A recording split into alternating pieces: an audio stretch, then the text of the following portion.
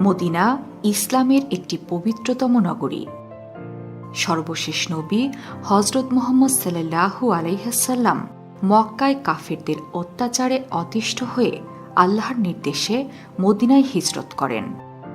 ওমর রাদিয়াল্লাহু তাআলা আনহু-এর খিলাফতকালে সে স্মৃতির উপর ভিত্তি করে ইসলামী বর্ষপঞ্জি প্রতিষ্ঠিত হয়, যা হিজরি সাল নামে পরিচিতি লাভ করে। হজরত মুহাম্মদ সাল্লাল্লাহু আলাইহিসাল্লাম মদিনায় হিজরতের পরে পবিত্র কুরআনের যে বাণী নাজিল হয়েছিল তাকে মাদানী সূরা বলা হয়। এই কারণে মদিনা নগরীটি মুসলমানদের কাছে অত্যন্ত গুরুত্বপূর্ণ। আজকে আমরা এই নগরীটি সম্পর্কে নানা জানা অজানা তথ্যই জানব।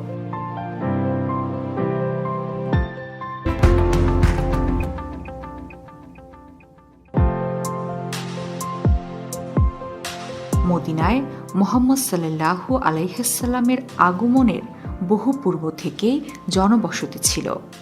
এর পূর্ব নাম ছিল ইয়াসরিব। ধারণা করা হয় বনি ইসরায়েলের শত্রু রাজা ইয়াসরিবের নাম অনুসারে এই এলাকার নাম ছিল ইয়াসরিব। এর অর্থ অভিশপ্ত। 622 খ্রিস্টাব্দে মুহাম্মদ সাল্লাল্লাহু আলাইহিসাল্লাম ইয়াসরিবে আসেন। নামটি পছন্দ না হওয়ায় তিনি এর নাম রাখেন আল মদিনা আন নাবিয়াহ বা নবীর শহর। পরবর্তীতে এটি মদিনা নামে পরিচিতি লাভ করে এবং বিভিন্ন সময় এখানে ক্ষমতা বদল হয়। মুহাম্মদ সাল্লাল্লাহু আলাইহিসাল্লাম ও তার খলিফাদের পরে এটি উমাইয়া শাসকদের অধীনে যায়। এরপর আব্বাসীয় শাসক, মিশরের শাসক, অটোমান সাম্রাজ্য, মোহাম্মদ আলী পাশার হাত ঘুরে বর্তমানে এটি সৌদি আরবের রাজতন্ত্রের অংশ। মদিনা নানা কারণে ইসলামের ইতিহাসে মহা গুরুত্বপূর্ণ নগরী। এখানে রয়েছে মসজিদে কুবা। এটি মদিনার প্রথম মসজিদ বলে মনে করা হয়। কুবা একটি কূপের নাম। এই কূপকে কেন্দ্র করে সেখানে জনবসতি গড়ে ওঠে। একে বলা হতো কুবা মহল্লা। মুহাম্মদ সাল্লাল্লাহু আলাইহিসাল্লাম মক্কা থেকে মদিনা গমনকালে কুবায় অবস্থান করেন এবং একটি মসজিদের ভিত্তি স্থাপন করেন। কেবলার দিকে প্রথম পাথরটি নিজ হাতে স্থাপন করে এর নির্মাণ কাজেও অংশ নিয়েছিলেন।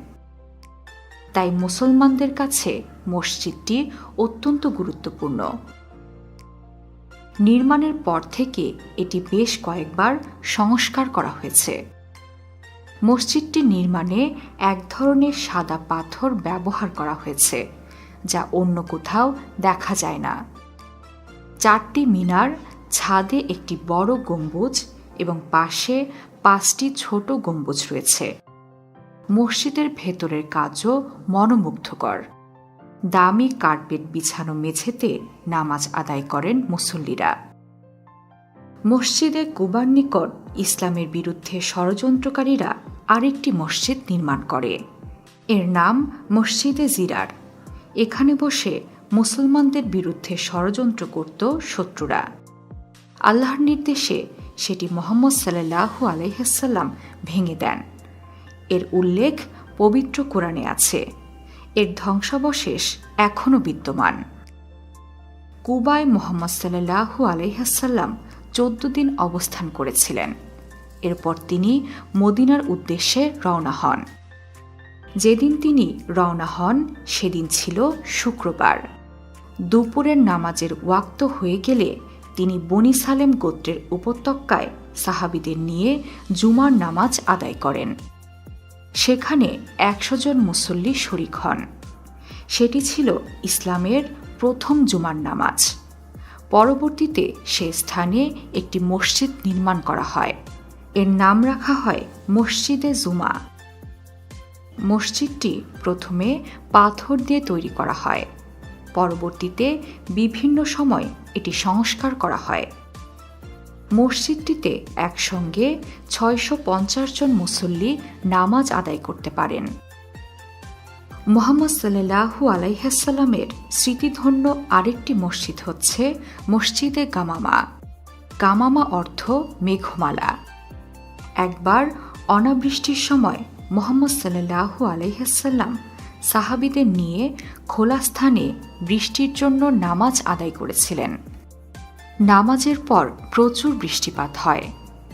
এখানে আল্লাহর সর্বশেষ নবী সাহাবীদের নিয়ে ঈদের নামাজও আদায় করতেন। পরে এই স্থানে একটি মসজিদ নির্মাণ করা হয়। এই মসজিদ আরও একটি কারণে বিখ্যাত। এখানেই মুহাম্মদ সাল্লাল্লাহু আলাইহি ওয়াসাল্লামের জানাজার নামাজ অনুষ্ঠিত হয়েছিল। মসজিদে গামামার খুব কাছে আরও 3টি ছোট ছোট মসজিদ আছে। এই মসজিদগুলো হল মসজিদে আবু বকর, মসজিদে ওমর এবং মসজিদে আলী। মুসলিম ইতিহাসে আরেক গুরুত্বপূর্ণ মসজিদ হচ্ছে 2 কিবলার মসজিদ। এখানে নামাজ পড়ার সময়ই নবীজির কাছে কিবলা পরিবর্তনের নির্দেশ সম্বলিত ওহী আসে। রাসূল সাল্লাল্লাহু আলাইহি ওয়াসাল্লাম নামাজরত অবস্থায় বাইতুল মুকাদ্দাসের দিক পরিবর্তন করে পবিত্র কাবার দিকে ফিরে যান। তার সঙ্গে নামাজরত মুসল্লিরাও ফিরে যান। এই মসজিদে দাঁড়িয়ে নবীজি 2 কিবলার দিকে মুখ করে নামাজ পড়েছিলেন বলেই এই মসজিদের নাম মসজিদে কিবলাতাইন বা 2 কিবলার মসজিদ রাখা হয়। মদিনার সবচেয়ে বিখ্যাত মসজিদ হচ্ছে মসজিদে নববী। এটি মদিনার সর্ববৃহৎ এবং সবচেয়ে সুন্দর মসজিদ। রাসূল সাল্লাল্লাহু আলাইহি ওয়াসাল্লামের নিজ হাতে তৈরি এই মসজিদের সাথে সারা বিশ্বের মুসলমানদের ভালোবাসা ও আবেগ মিশে আছে। মদিনায় হিজরতকালে সর্বপ্রথম মুহাম্মদ সাল্লাল্লাহু আলাইহি ওয়াসাল্লামের উট যেখানে থেমেছিল সে জায়গাতে একটি মসজিদ নির্মাণের সিদ্ধান্ত নেন তিনি। সর্বপ্রথম মুহাম্মদ সাল্লাল্লাহু আলাইহি ওয়াসাল্লাম সেখানে পাথর দ্বারা ভিত্তি স্থাপন করেন, আর এই মসজিদের নাম দেন মদিনা মসজিদ, যা মসজিদে নববী বা মদিনায়ে মুনাওয়ারা হিসেবে পরিচিতি লাভ করে। মসজিদে নববীর পূর্ব প্রান্তে অবস্থিত রাসূল সাল্লাল্লাহু আলাইহি ওয়াসাল্লামের রওজা মুবারক। অনেকে মনে করেন রাসূল সাল্লাল্লাহু আলাইহি ওয়াসাল্লামের রওজা মসজিদের মধ্যে হয়েছিল। প্রকৃতপক্ষে আয়েশা রাদিয়াল্লাহু তাআলা আনহুয়ের গৃহে তাকে কবরস্থ করা হয়েছিল। পরবর্তীতে মসজিদ প্রশস্ত করতে গিয়ে তার রওজা মসজিদের অন্তর্ভুক্ত করা হয়েছে। একই স্থানে পশ্চিম পূর্ব হয়ে শায়িত আছেন আবু বকর রাদিয়াল্লাহু তাআলা আনহু এবং ওমর রাদিয়াল্লাহু তাআলা আনহু। বর্তমানে মসজিদে নববীতে একসাথে প্রায় 10 লক্ষ মুসল্লি নামাজ আদায় করতে পারে। মসজিদ ছাড়াও মদিনায় আরেকটি বিখ্যাত স্থান হচ্ছে উহুদ পাহাড়। এটি মদিনা থেকে 3 মাইল দূরে অবস্থিত। এখানে মক্কার কুরাইশদের সাথে মুসলমানদের যুদ্ধ হয়েছিল। যুদ্ধের এক পর্যায়ে মুহাম্মদ সাল্লাল্লাহু আলাইহি ওয়াসাল্লাম আহত হন এবং তার দাঁত মুবারক শহীদ হয়েছিল। এতে 70 জন মুসলিমও শহীদ হয়েছিলেন। তাদের কবর দেওয়া হয় উহুদ পাহাড়ের পাদদেশে। এখানে একটি সুদৃশ্য মসজিদ আছে। বর্তমানে অমুসলিম কেউ মক্কা ও মদিনায় প্রবেশ করার অনুমতি পায় না। জেদ্দা থেকে মদিনা যাওয়ার পথে শহরের প্রবেশ গেটের কাছে লেখা নো এন্ট্রান্স ফর নন মুসলিম। মদিনার প্রবেশ মুখে গাড়ি, কাগজপত্র ও হজ ভিসা তল্লাশি করা হয়। তবে মুহাম্মদ সাল্লাল্লাহু আলাইহি ওয়াসাল্লামের সময়ে মদিনায় খ্রিস্টান ও ইহুদিরা ছিল। তাদের সাথে মুহাম্মদ সাল্লাল্লাহু আলাইহি ওয়াসাল্লামের শান্তিপূর্ণ সহ অবস্থানের চুক্তি হয়েছিল। এটি মদিনা সনদ নামে বিখ্যাত। কিন্তু মহানবী সাল্লাল্লাহু আলাইহি ওয়াসাল্লামের জীবদ্দশাতেই খ্রিস্টান ও ইহুদিরা চুক্তি ভঙ্গ করে মুসলিমদের বিরুদ্ধে নানা ষড়যন্ত্রে মেতে ওঠে। দীর্ঘ সময় মুসলিমরা তা সহ্য করে আসলেও শেষ পর্যন্ত ওমর রাদিয়াল্লাহু তাআলা আনহুয়ের শাসনামলে তাদেরকে সিরিয়ায় পুনর্বাসন করা হয়। এরপর মুসলিমরা জেরুজালেম জয় করলে উমর রাদিয়াল্লাহু তাআলা আনহু সেখানে ইহুদিদের বসতি স্থাপনের আহ্বান জানান। বর্তমানে মদিনা নগরীতে বসবাসকারীদের সংখ্যা 11 লাখেরও বেশি। তারা সবাই সুন্নি মতবাদে বিশ্বাসী। মদিনা পৃথিবীর বুকে পবিত্রতম স্থান।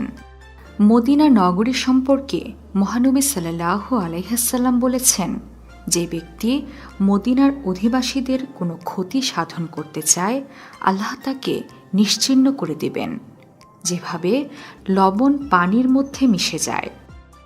তিনি আরও বলেন, আল্লাহ, তুমি মদিনাকে আমাদের কাছে এমনই প্রিয় করে দাও যেমনই প্রিয় করেছ মক্কাকে, বরং তার চেয়েও বেশি প্রিয় করে দাও।